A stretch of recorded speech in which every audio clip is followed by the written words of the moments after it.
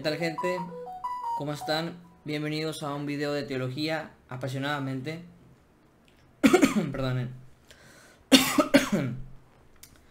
El día de hoy vamos a hacer un comentario, más que una reacción, es un comentario, porque mi objetivo es expandir y profundizar en el tema del debate y en las cosas expuestas, y al mismo tiempo brindar una explicación más detallada de mi posición. Voy a hacer este comentario en partes porque el debate dura aproximadamente 2 horas. Entonces no quisiera hacer este video tan grande. Entonces voy a ir comentando el video del debate por partes. Ya hubo, después del debate, tiempo para hablar por privado con el hermano José Ángel. Y él puede dar fe de que he comprendido su sistema. Entonces a mí me gustaría hablar de este comentario al debate de dos maneras. Una cosa es decir lo que la postura del hermano propone, es decir, sin reinterpretar los contenidos de su posición, lanzándome simplemente a afirmar lo que ellos proponen y comprenderlo de la forma en la que ellos lo proponen. Se puede decir que aquí sería una exposición de la postura del hermano José Ángel. Y otro modo de comentar el debate sería lo que yo pienso acerca de su postura y cómo yo considero que su postura es buena, mala, cierta, falsa. Entonces es importante tener en mente esos dos aspectos de este comentario, porque por un lado quiero que quienes son representados por la postura bantiliana vean que comprendo el sistema, y por otro lado puedan también comprender cuál es mi opinión de su sistema o de su forma de pensamiento. ¿Ok? A la par también haré comentarios de mi propia postura para expandirla y que sea también más fácil de comprender para quienes no están experimentados en la gnoseología tomasiana. Bueno, sin nada más que decir, vamos a empezar.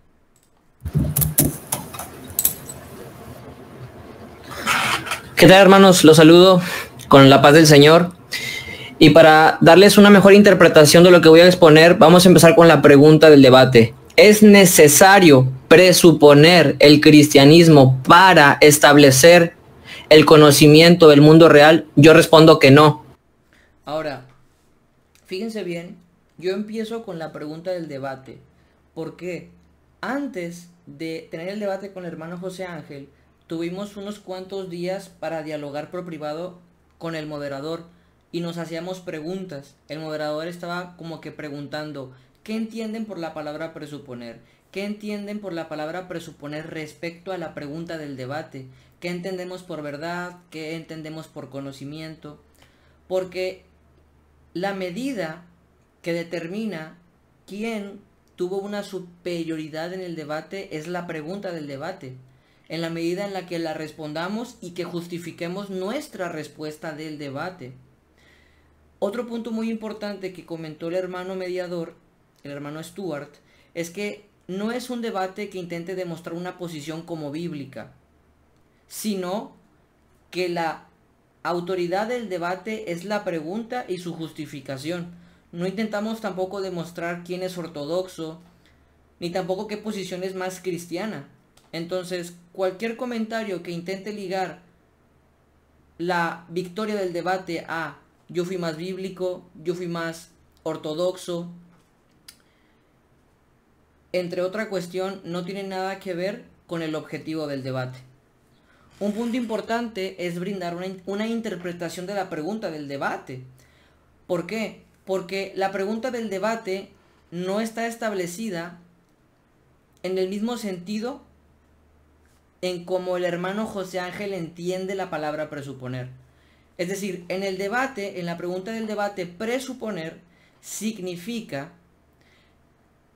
dar por hecho y por verdad el cristianismo, para que a la hora de establecer y brindar una teoría del conocimiento, ésta logre dar cuenta del conocimiento del mundo real. Es decir, que es necesario afirmar primero como verdad el cristianismo dentro de una teoría del conocimiento para lograr justificar nuestro conocimiento del mundo real. Esa es la interpretación de la pregunta del debate que quedó clara cuando estuvimos dialogando por privado. Otro punto importante es qué significa la palabra presuponer en el presuposicionalismo del hermano José Ángel.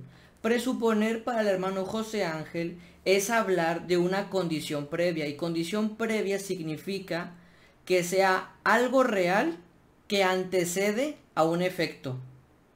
En este caso es hablar de causalidad, pero no es hablar de causalidad al modo de la causalidad cuádruple aristotélica en cómo se explica la causa de los entes materiales, instrumental, final, eficiente, no. Es una causalidad que, además de hacer existir una causalidad en el ser, es una causalidad que también otorga tanto al sujeto como al objeto y a los medios su funcionabilidad para que se pueda obtener el conocimiento. Entonces, condición previa habla de Dios, del Dios Trino, y de su obra, providencia, diseño y propósito, y como efecto o como conclusión el conocimiento humano, para que éste pueda realmente ser lo que es, conocer, y conocer de verdad. Entonces ahí hay dos interpretaciones de la palabra presuponer: la del debate, que habla de dar por hecho una verdad, y la del hermano José Ángel, que habla de una condición previa en el orden del ser, que tiene repercusiones en los aspectos cognoscitivos del sujeto, en los aspectos esenciales, estructurales de la cosa, del mundo real, y de los medios para que se concrete el conocimiento. Entonces yo a la pregunta del debate digo que no es necesario dar por hecho ni meter al cristianismo en una teoría del conocimiento. Por eso dije que no. Y lo que voy a exponer a continuación de la doctrina del objeto formal quo es para mostrar que la teología no puede responder a la teoría del conocimiento. No puede brindar una solución la teología a la teoría del conocimiento. Y por eso mismo apelo a la doctrina del objeto formal, porque esta doctrina lo que nos está enseñando es que en el ser humano, y debido a sus características, tiene dos formas de adquirir una verdad: por fe y por la razón. Y no hago esta distinción arbitrariamente. La distinción está basada en las propias facultades del ser humano. Y por lo tanto, esas facultades, como causa y como instrumento, determinan la naturaleza y los medios para obtener ciertas verdades. En pocas palabras, no estoy yo presuponiendo de forma gratuita la doctrina del objeto formal quo, sino que ésta está basada en los instrumentos cognoscitivos del ser humano, y de ahí se parte para esclarecer la distinción entre un conocimiento por fe y un conocimiento por razón. Y como punto de partida hermenéutico para comprender mi exposición, quiero enseñarles un poco acerca de la doctrina del objeto formal, que sufrió un gran olvido a lo largo de la historia. Y bueno, por lo general cuando se hace epistemología, y no digo que el hermano lo haga, solamente lo digo de forma general, en la filosofía moderna, la epistemología se resuelve de la siguiente manera: está el sujeto y el objeto, y hay una relación que por lo general predomina el sujeto sobre el objeto. Eso se puede apreciar en Kant, en Hegel, en Schelling y en un montón de filosofías más, en donde el sujeto no solamente o además impregna la inteligibilidad en el objeto, en otras hasta lo crea. Sin embargo, ahora, hago un punto aquí. Menciono esto para que la gente sea consciente de que en la historia ha habido bastantes cambios y perspectivas acerca del conocimiento. Y también para que vean los antecedentes de la filosofía bantiliana.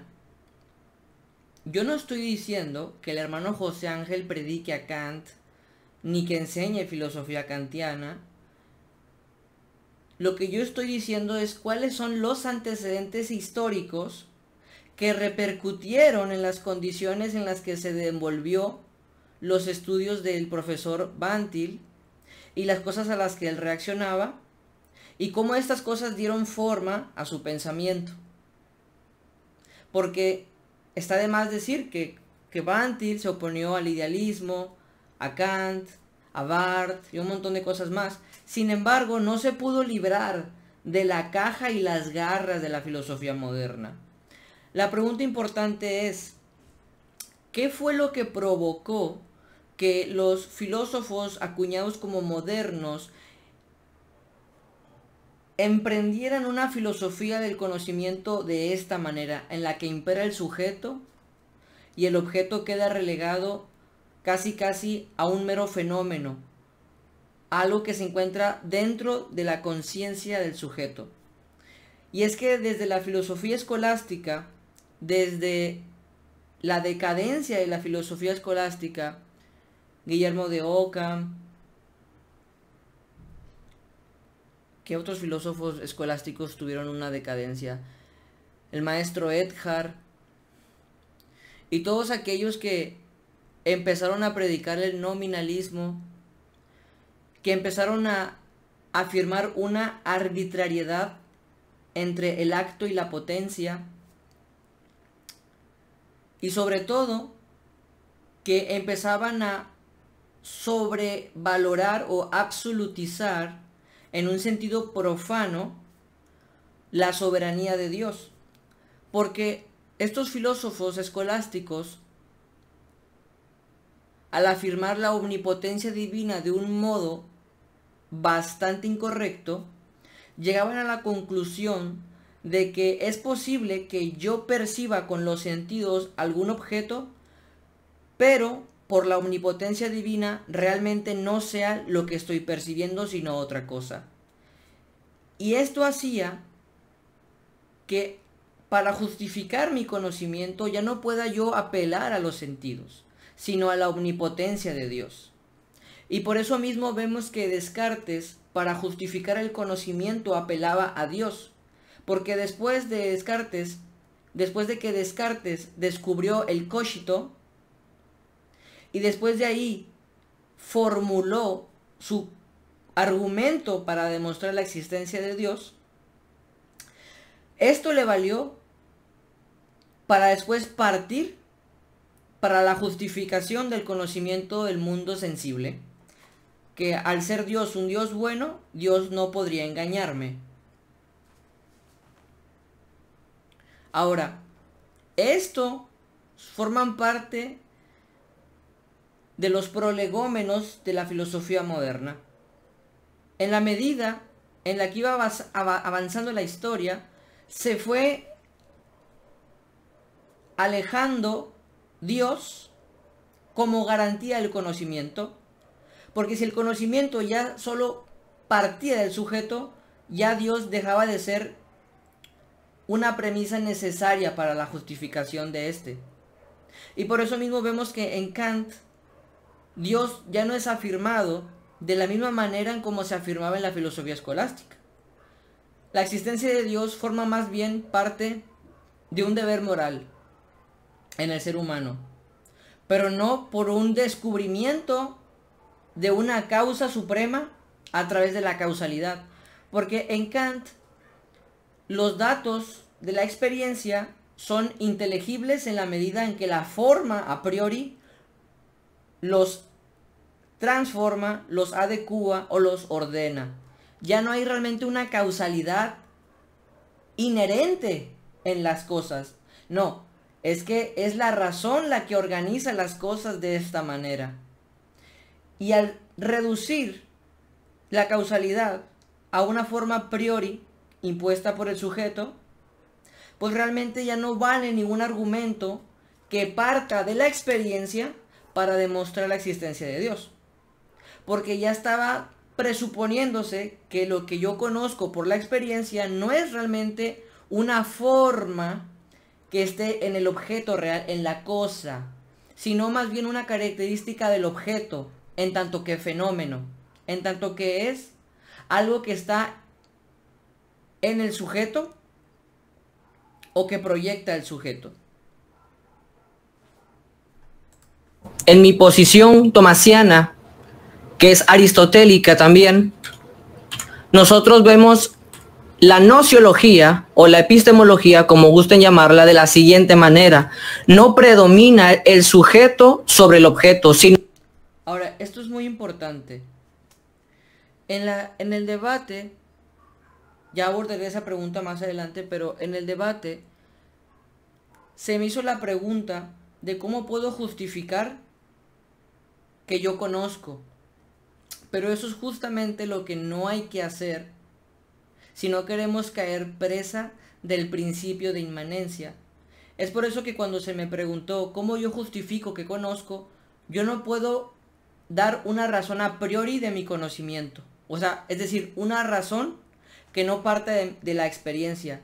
Porque en la medida en la que yo doy una respuesta a priori que no empieza con la experiencia, ya estoy yo buscando en la razón una justificación del conocimiento. Alguno podría decir, bueno, podrías haber apelado a Dios o a su revelación. El detalle es que Dios y la revelación también son datos externos, son datos que obtengo empíricamente. Es decir, Dios, al ser un Dios real, se encuentra fuera de mí, no se encuentra en mí, se encuentra fuera de mí. Y su palabra también, y su palabra me llega a mí por medio de la vista, por medio del oído, si es predicada. Entonces, si yo voy a dar una razón del conocimiento, de que sé, de que conozco, y no empiezo con la experiencia, tampoco puedo empezar con Dios como garantía del conocimiento, porque a Dios lo conozco por la experiencia. Yo conozco el Evangelio porque lo escucho, yo conozco la verdad de Dios porque la leo. Pero si para justificar que conozco no puedo apelar a la experiencia, entonces cualquier dato de la experiencia puede ser falseable, es decir, podría no ser lo que es y que realmente yo no esté escuchando la palabra de un Dios. Tal vez estoy escuchando la proyección subjetiva mía que se vuelca en la forma de un Dios trascendente. Por eso mismo, estas preguntas como ¿cómo sabes que conoces? O había una pregunta que se hacía hace mucho tiempo, bueno, no hace mucho tiempo, hace unos cuantos 8 años en algunos tratados de agnosticismo, y la pregunta iba más o menos así: ¿tú puedes demostrar que no eres el producto de un cerebro conectado en una cubeta? ¿Cómo puedes demostrar que tu realidad empírica, lo que ves, lo que escuchas, lo que sientes, no es la simulación de un doctor que tiene conectado un cerebro a un balde, ahí metido, haciendo experimentos? Y la pregunta era bastante hostigosa, porque uno le entraba como que la ansiedad de querer responder, de que no, o sea, yo sé que soy real, no soy la simulación de algo más. Sin embargo, es que estas preguntas, como son preguntas que no apelan a la experiencia, sino que están formuladas de una forma a priorística, no pueden ser resueltas. O sea, yo no puedo empezar la justificación de nada partiendo de algo que no sea mi experiencia. Porque si yo quiero dar una respuesta a esa pregunta de demostrar que no soy la simulación de un científico loco experimentando con un cerebro, jamás voy a poder salir de mi experiencia. De hecho, y esto lo hago mucho cuando enseño los atributos de Dios y la doctrina de la analogía. Y es que todos los conceptos que formulamos, todas las nociones conceptuales en nuestra cabeza provienen de la experiencia. Por lo tanto, yo no puedo salirme de mi experiencia para justificar y ver que realmente soy un sujeto real que está conociendo el mundo real. No puedo hacer esa metafilosofía. Es imposible salir de mí para luego, en un proceso a priorístico, justificar que lo que yo estoy en un segundo plano realmente está en un plano de la realidad y que estoy realmente conviviendo con un mundo sensible. No se puede. Entonces, el detalle de esas preguntas, como la del científico loco, es que no pueden ser respondidas ni verdadera ni falsamente. Simplemente son preguntas que se formulan desde una falsa concepción del conocimiento. Pero justamente eso es lo que propone el principio de inmanencia, empezar en el sujeto.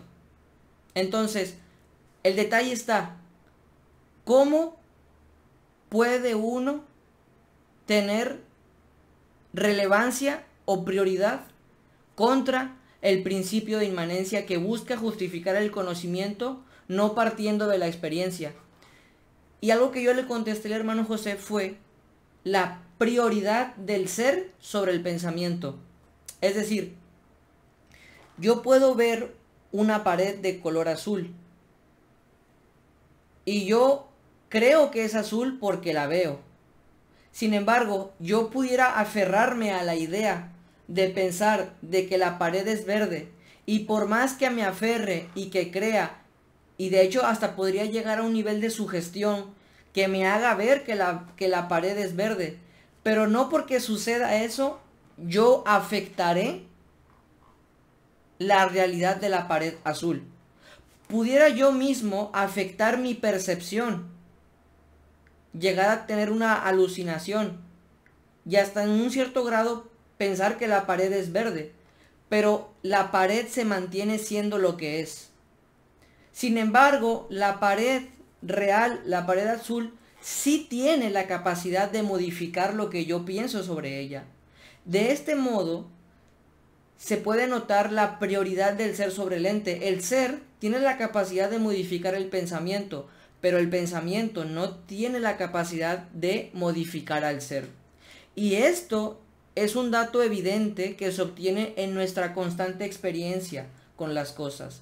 Si uno quiere iniciar la filosofía negando esto, ocupa a él también una justificación que tenga la misma fuerza evidente que esta aseveración. Pero en la medida en la que él rechace esta afirmación y se lance hacia la pregunta a priorística, él está empezando su filosofía rechazando voluntariamente lo que se nos da. De este modo, ya no hace filosofía.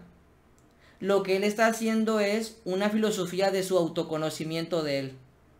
Entonces, de este modo, se afirma la prioridad del ser sobre el pensamiento, y también se empieza rechazando el principio de inmanencia, y por lo tanto empieza la justificación del conocimiento por la realidad empírica. Aristóteles decía, el ente es lo más universal, decía Aristóteles, porque el ente, la realidad, se nos está dando a todos los hombres. Y este es el punto de partida neutral de la filosofía, el ente. Porque en la medida en la que todos empezamos del dato empírico, del objeto real, que no puede ser modificado por la conciencia, y en la medida en la que todos retornemos al objeto para conocerlo, para investigarlo, estamos todos siendo neutrales en el punto de partida. Ya la construcción teórica, ya las conclusiones van a depender y van a empezar a girar en torno a muchas otras cosas. Pero el punto de partida es este. Y el punto de partida, al no ser un dato de la razón, algo que la razón elija poner, lo que ustedes quieran, Dios, el yo trascendental, el cogito, lo que sea, es el ente, ese se constituye como punto de partida para el verdadero diálogo, conocimiento y discusión de la filosofía. Es por eso que en la medida en la que retornamos a los sistemas hacia la realidad, es la única forma en la que podemos criticarlos. No puedo criticar un sistema simplemente apelando a las reglas de la lógica, porque las reglas de la lógica solamente son objetivas en la medida en la que yo las fundamente en la realidad.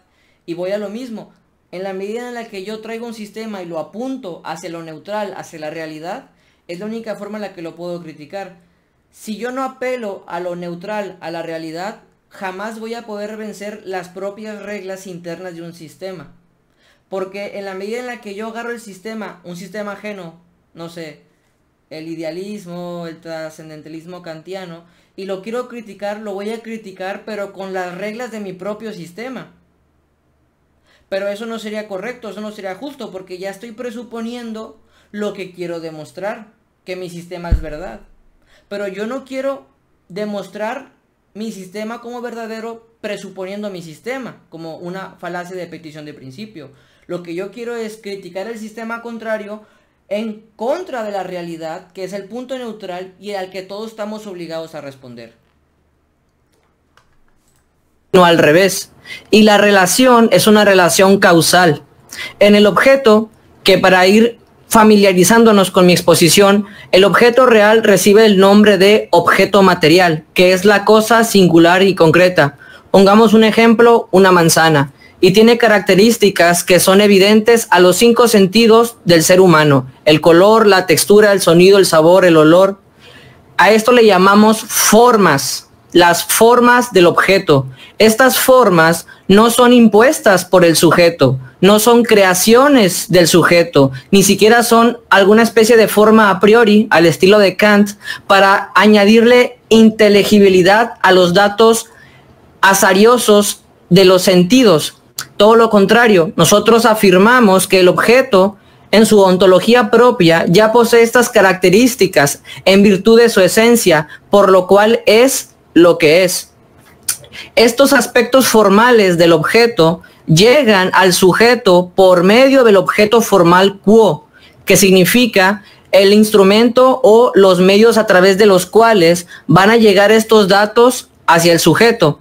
En este caso es una relación causal, porque es el objeto el que posee las cosas que posteriormente el sujeto conocerá.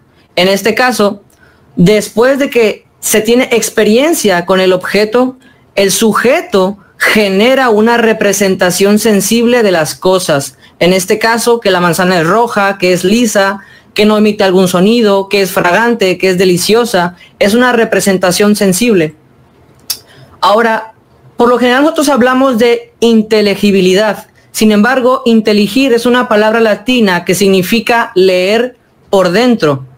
Y abstracción significa aquel proceso en el que el intelecto descubre el dato inteligible, el dato leído por dentro de la cosa real, para después formar un concepto.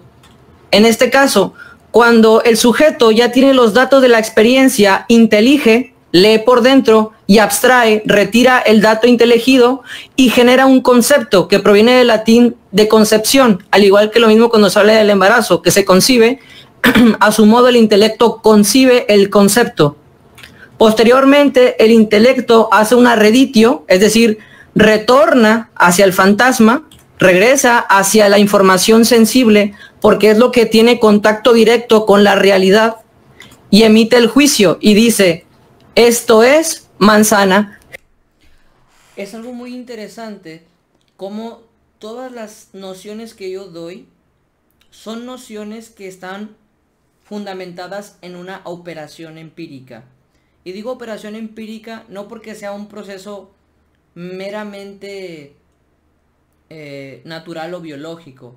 Digo empírica porque son cosas que soy capaz de comprobar examinando mis operaciones. Y yo conozco mis operaciones en la medida en la que las experimento.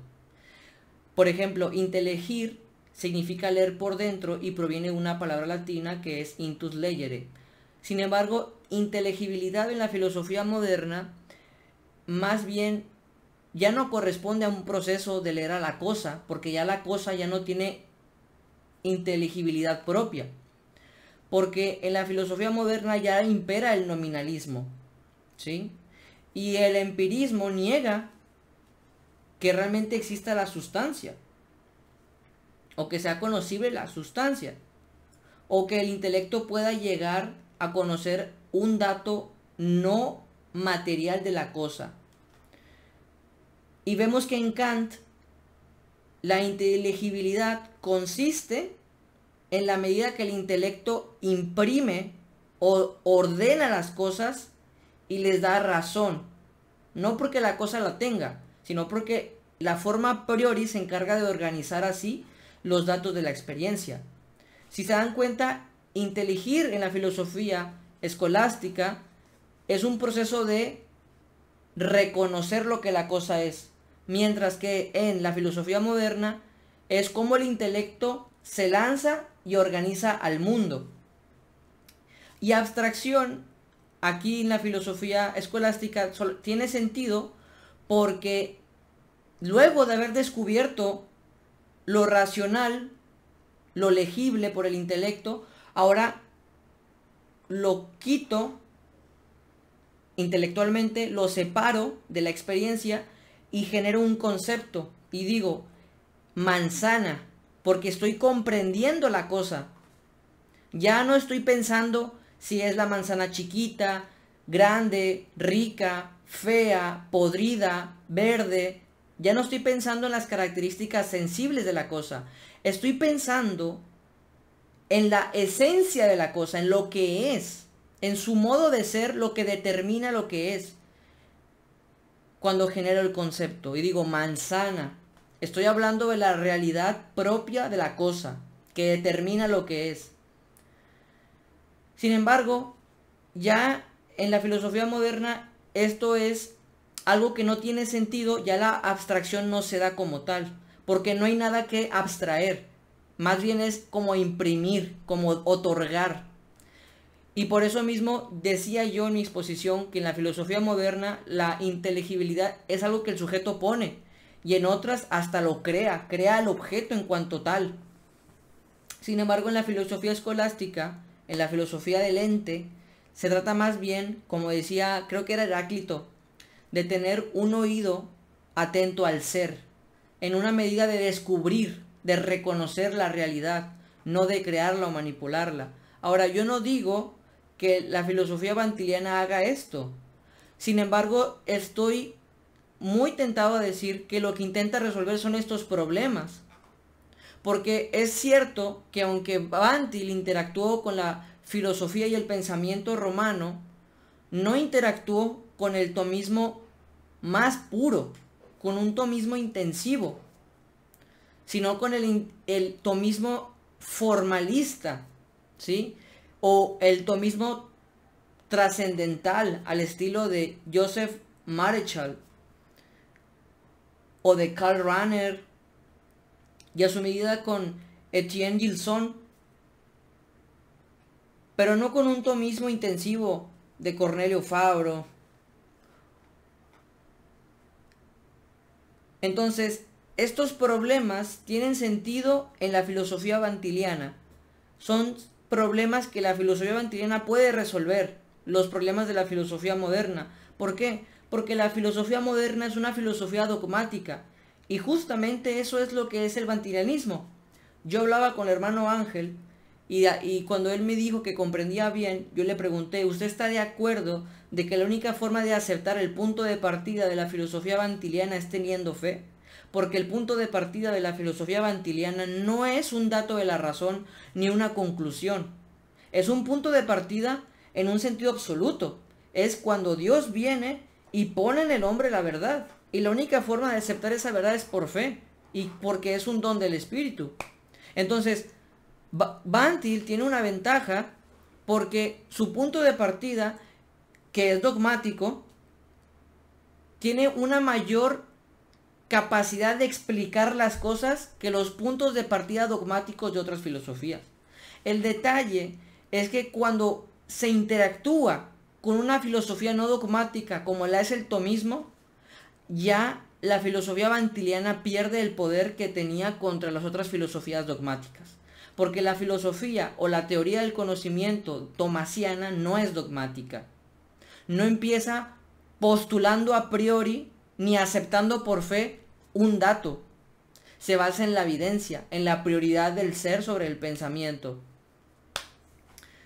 O como decía Tomás de Aquino en el De Veritate, que lo primero que conoce el intelecto y en lo cual resolverá todas las nociones es ens, ente. Muy bien.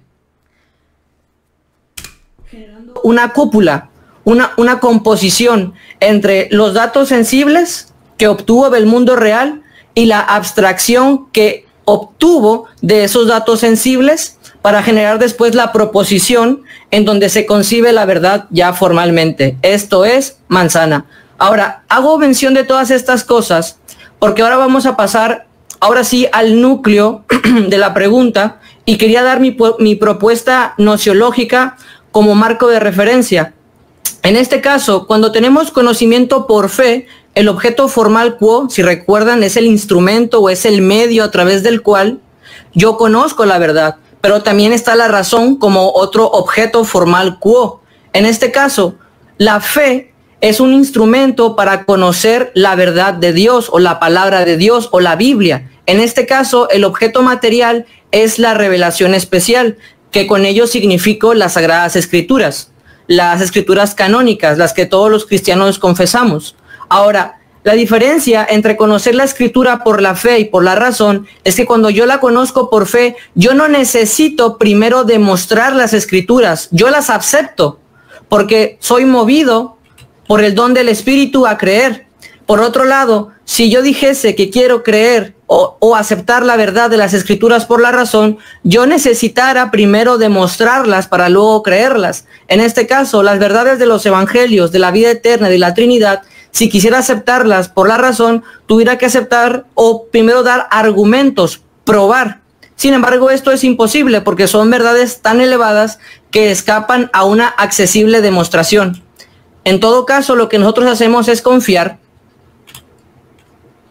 Ahora, la fe proporciona verdades supremas, pero sin conocimiento de causa, porque yo no demuestro lo que la fe conoce. Yo no demostré los evangelios, yo no he demostrado la vida eterna, yo no he demostrado la Trinidad. Yo creo en todas esas cosas y las acepto como una verdad indubitable por medio de la fe.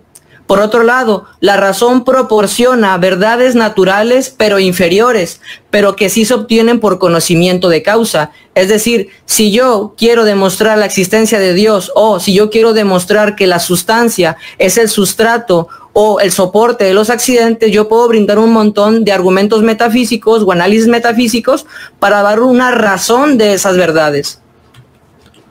Ahora, como les venía diciendo, en mi intercambio privado con el hermano José Ángel, él decía que el punto de partida no es demostrable, no es la conclusión, dice el hermano, de un razonamiento. Es algo que se acepta por fe. Y si es así, que el punto de partida de la filosofía vantiliana se acepta por fe, entonces tiene que darme la razón en cuanto a la forma en la que yo estoy distinguiendo los objetos formales, que no se puede demostrar el punto de partida y que la única justificación que tiene el punto de partida es dentro de la fe, pero no dentro de la razón. Que el punto de partida de la fe o la verdad que otorga la fe le sirva a la razón para empezar a trabajar es otra cosa.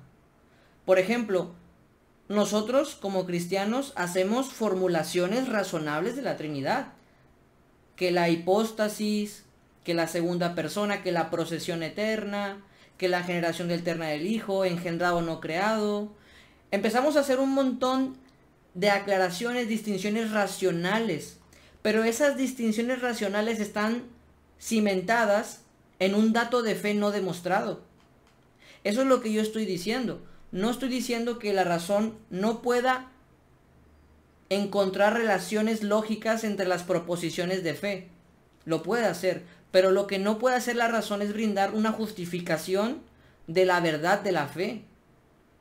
Entonces, si el punto de partida de la filosofía vantiliana es un conocimiento por fe, más adelante se va a ver que si viniera también una persona musulmán que aplicara la misma técnica vantiliana, ella también puede hacer los mismos argumentos y las mismas críticas a la teología cristiana, porque el punto de partida es de fe. No puedes negar y no le puedes ganar a la fe, porque la razón ya no puede exigirle a la fe una justificación de su verdad. No importa cuántos argumentos yo le dé al musulmán de que su fe es mentira, él me va a acusar a mí de que yo estoy haciendo una filosofía autónoma, que yo estoy partiendo de la razón. Mientras él va a decir, no, mi punto de partida es un dato de fe, no conclusión de la razón. Y yo jamás pudiera ganarle a eso.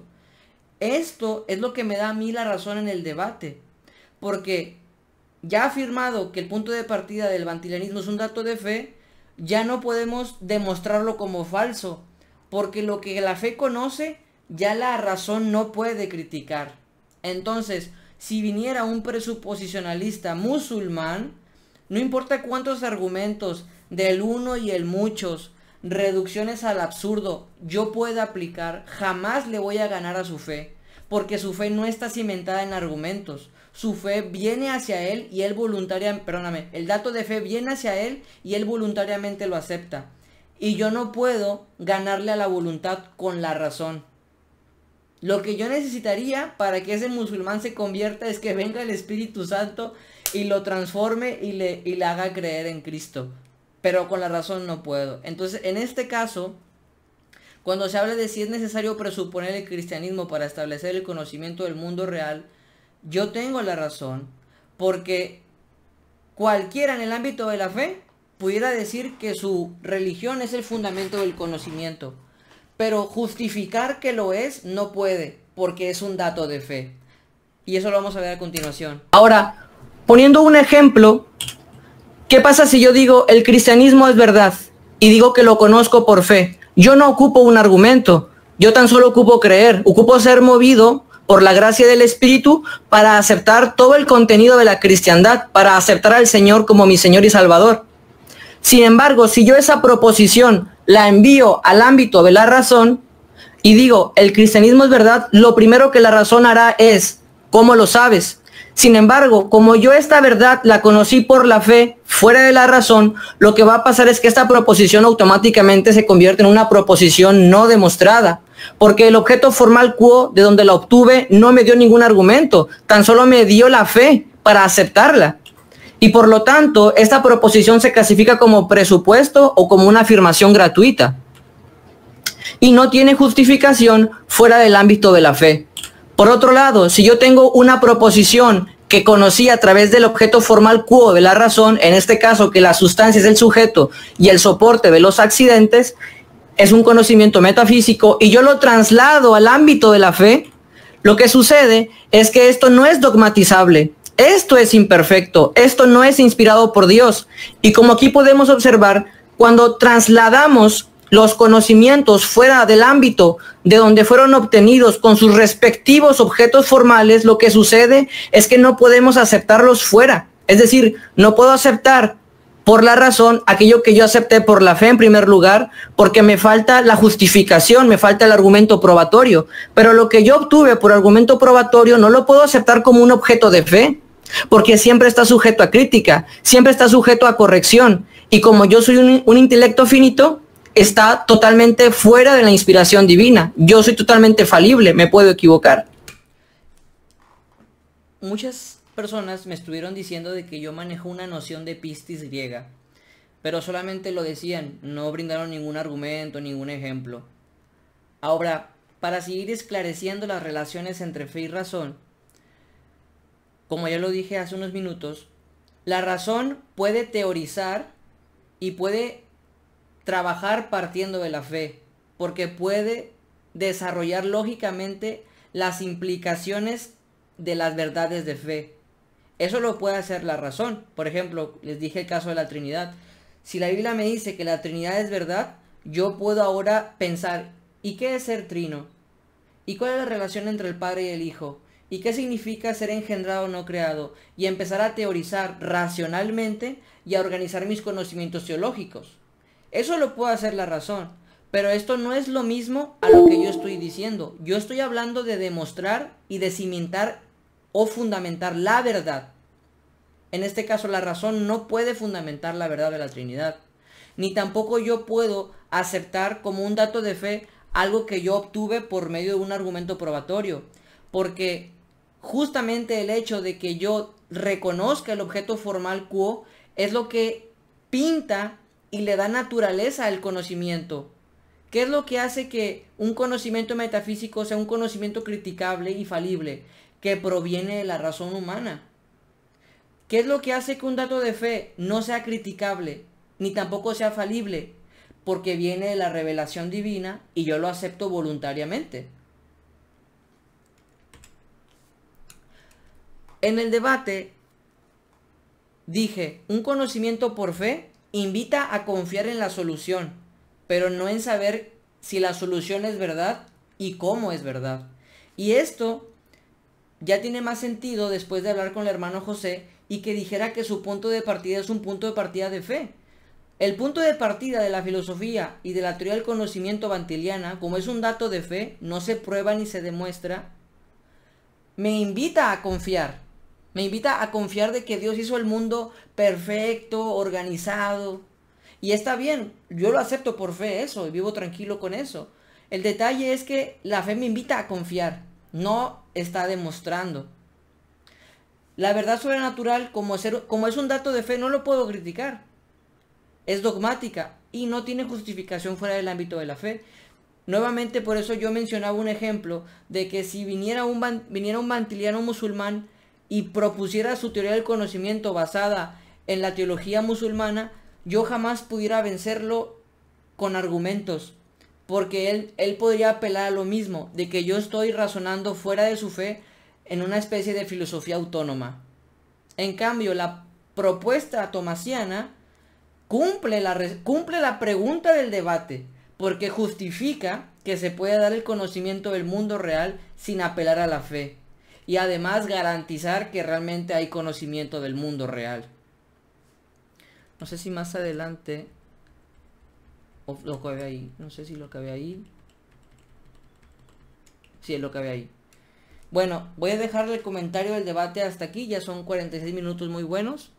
Y ya diremos en otra ocasión, si os permite, el comentario de la participación del hermano José Ángel. Espero que sea de provecho este video. Ahí está. Espero que sea de provecho este video. Que Dios les bendiga y espero que la pasen muy bien. Estamos hablando. Chao.